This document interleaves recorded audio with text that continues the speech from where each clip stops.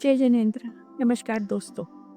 एक बहुत ही विचित्र परिवेश में हमारी कहानी की मुख्य पात्र वंशिका पहुंच चुकी है।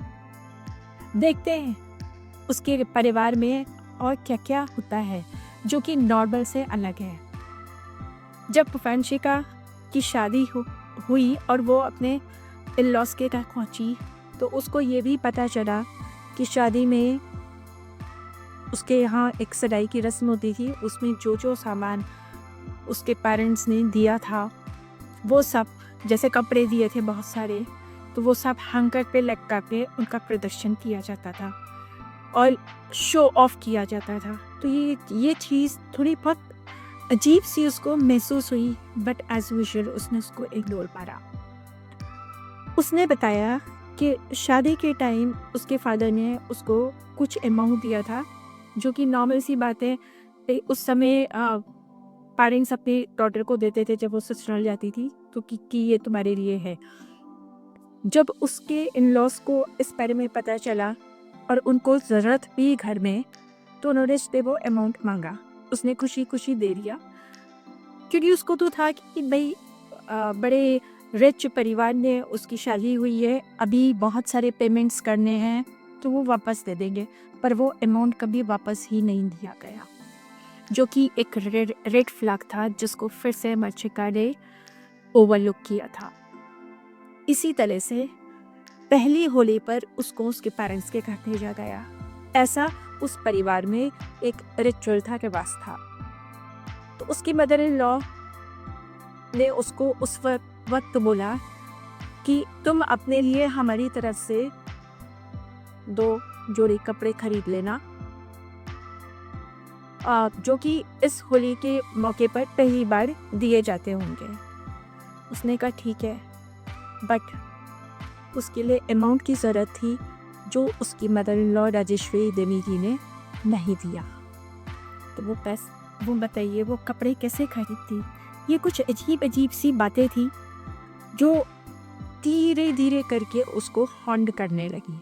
भाई आप कुछ चीज़ उसको बोल रहे हो, वो नहीं अभी घर में आई है, तो आपको उसको अमाउंट तो देना पड़ेगा। वो क्योंकि नहीं है, क्योंकि एडजस्टेड है, तो वो अभी इन सब बातों को इग्नोर कर रही है। कुछ समय और बीता और एक बहुत ही विचित्र घटना वंशिका के साथ घटी, जो कि एज यूजुअल उसने फिर से इग्नोर किया। उसने शेयर करते हुए मुझे बताया कि एक दिन दोपहर के समय वो अपने बेडरूम में लेटी हुई थी, शायद आराम कर रही थी, तो उसको ऐसा महसूस हुआ कि उसकी टामी पर कोई आकर बैठा है। एक लेडी आकर बैठी, बूढ़ी सी लेडी थी, जिसकी उसने बताई कि ऊंची नाक थी और बालों का जूड़ा बना हुआ था। वो उसकी टामी पर बैठी आकर, और उसके बाद वो वहीं पर कहीं गायब हो गई, समा गई। उसने उसको इग्नोर कर दिया क्योंकि उसको लगा कि शायद उसका वो भ्रम था, पर वो शायद उसका भ्रम नहीं था। ऐसा आप भी महसूस कर सकते हो जब आपकी पूरी स्टोरी को सुन लोगे। अभी मुझे कमेंट करके आप बताइएगा कि आप क्या सोचते हैं, वो भ्रम रहा होगा या उसमें कुछ भी सच्चाई हो सकती है।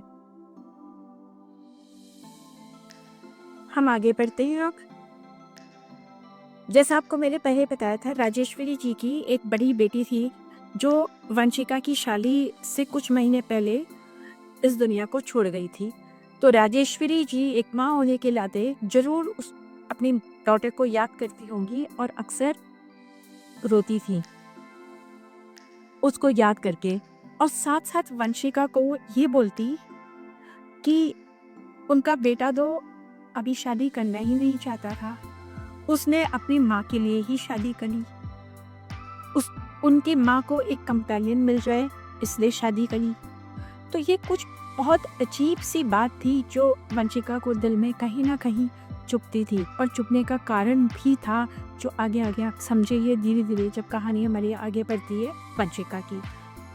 इस कड़ी में एक और बहुत अजीब बात कही राजेश्वरी जी ने। उनका बेटा दीपक वो एक इंजीनियर था, क्योंकि वो एक इंजीनियर था, इसीलिए वंशिका के फादर मैरिज प्रपोजल लेकर शायद वहाँ गए होंगे। आप सोचिए ना, अगर वो इंजीनियर नहीं होता तो क्या वंशिका के पिताजी और माताजी उसकी शादी वहाँ करने के लिए चाहते? पर उसको अब रोज ही ये बात सुनाई जाती थी कि तुम्हें पता है, जिस पति की तुम पत्नी हो ना, जिसको तो पति बोलती हो अपना, चूंकि एक इंजीनियर है, उसको इंजीनियर बनाया किसने? उसको मैंने इंजीनियर बनाया है। तो सोचने की बात है, आपका बेटा इंजीनियर था, कभी तो वंशिका वहाँ पर आई, और वंशिका भी एक बहुत ही पढ़ी लिखी लड़की है। तो क्या उसके माता पिता का आप लोगों को एहसान मानना चाहिए कि उन्होंने उसको पढ़ाया लिखाया? अरे ये तो दुनिया की रीत है, ऐसा ही होता है। बट उस पर ये एहसान अक्सर ही रखा जाता था, जो धीरे धीरे उसके दिल को कहीं ना कहीं चुभने लगा। जैसे जैसे समय आगे बढ़ा, बहुत सी बातें और वंशिका ने नोट की। जो एक बात मैंने आपको पहले भी बताई थी, उसकी आईब्रो की ग्रोथ तो उसके इन लॉस के पास जाते से, उसके ससुराल जाते से ही रुक गई थी, और उसको बार बार बुखार आना शुरू हो गया था। शायद 1 महीना जाता रही था, उसको बुखार हो जाता था। उसके साथ साथ उसने ये भी नोट किया कि उसके नेल्स पतले हो चुके हैं, बहुत आसानी से मुड़ जाते थे और कुकने लगे। साथ ही साथ उसको एक्सट्रीम हेयर फॉल और चीज़ों को याद रखने में भी दिक्कत आने लगी थी। ये सारी बातें, क्योंकि मुझे पूरी कहानी मालूम है, तो मैं तो बहुत अच्छे से समझ गई हूँ कि ऐसा उसके साथ क्यों हो रहा था और ये होता क्या है। बट मैं फिर भी आप लोगों से जानना चाहूँगी, आप कमेंट बॉक्स में जाके कमेंट करके मुझे ज़रूर बताइए, आप इन सब चीज़ों के बारे में क्या सोचते हैं, ऐसा क्यों हो रहा होगा। और वीडियो को आज मैं छोटा ही रख रही हूँ, आपके कमेंट्स का इंतज़ार रहेगा मुझे। अब बहुत जल्द ही मैं दोबारा आपसे मिलती हूँ। बहुत बहुत धन्यवाद।